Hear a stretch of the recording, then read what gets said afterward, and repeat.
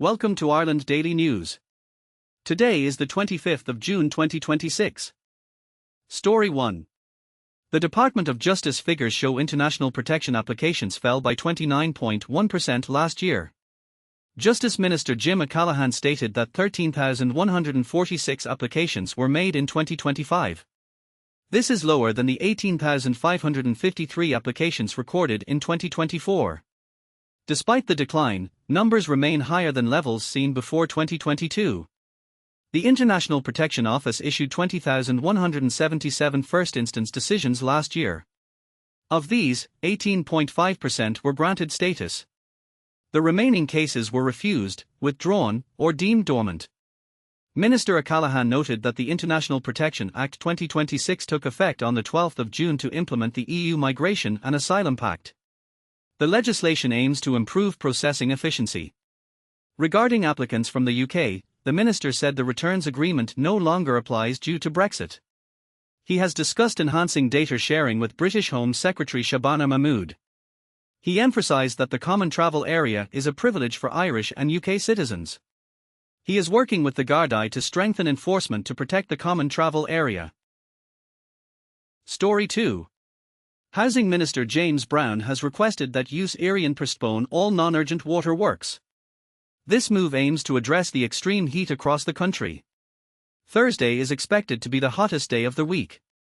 Temperatures will reach 31 Celsius in some parts. Met Éireann has issued a status yellow high temperature warning for every county. The warning is valid until 9 a.m. on Friday. The warning covers risks of heat stress, sleep discomfort, and forest fires. James Browne wrote to ESRI Chief Executive Niall Gleeson. He expressed serious concern about the impact of water outages on the public. He specifically mentioned the health and safety of the elderly, those with chronic illnesses, and children. He requested the agency postpone non-urgent works during the heatwave. If works must proceed, maximum notice and alternative water supplies are required. Meteorologist Mark Bowe expects the high temperatures to continue. Temperatures on Wednesday will be around 27 to 28 Celsius.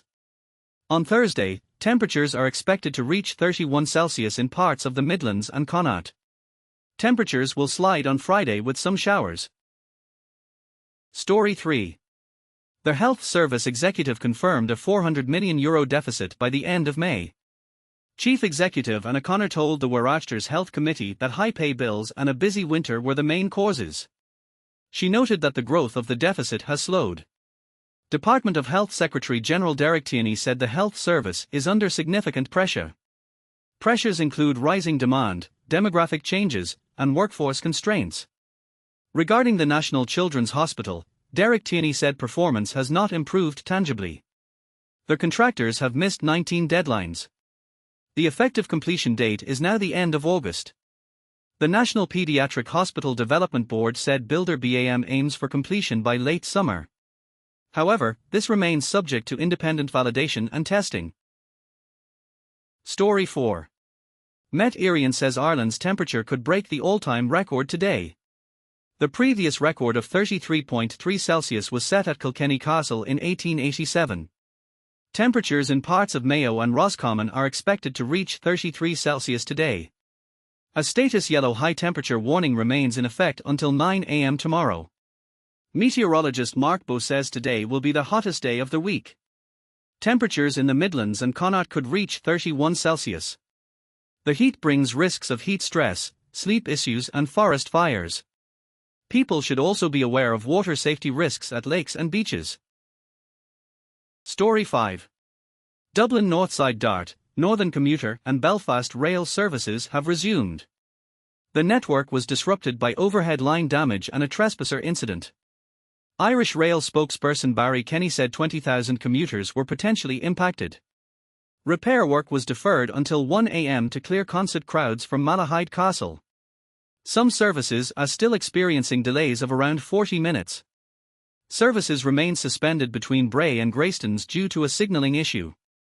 Irish Rail is currently investigating the cause of the damage. Story 6. The Economic and Social Research Institute warns of second-round price effects later this year. The institute notes a typical 9-month lag between fuel and food price increases. Grocery bills are expected to be higher in the autumn and winter. The Institute has revised its 2026 inflation forecast upward to 3.7%. The 2027 inflation forecast has been revised to 3.1%. The Institute has also upgraded its economic growth forecast. The 2026 economic growth forecast is now 2.6%. This is driven by housing output and investment in artificial intelligence technology. Report author Conor O'Toole says international headwinds remain strong. Fossil fuel prices remain elevated. Uncertainty remains regarding the conflict in the Middle East. The Institute criticized previous fuel support packages as poorly targeted. Upcoming public sector pay talks must consider public finance vulnerabilities. The 2026 housing completion forecast is raised to 38,500 units. The 2027 forecast is raised to 40,500 units. However, the report warns of a lack of momentum in planning permissions. This presents a challenge to meeting medium-term housing targets. The housing deficit is expected to continue growing. The outlook for the labor market remains positive with low unemployment.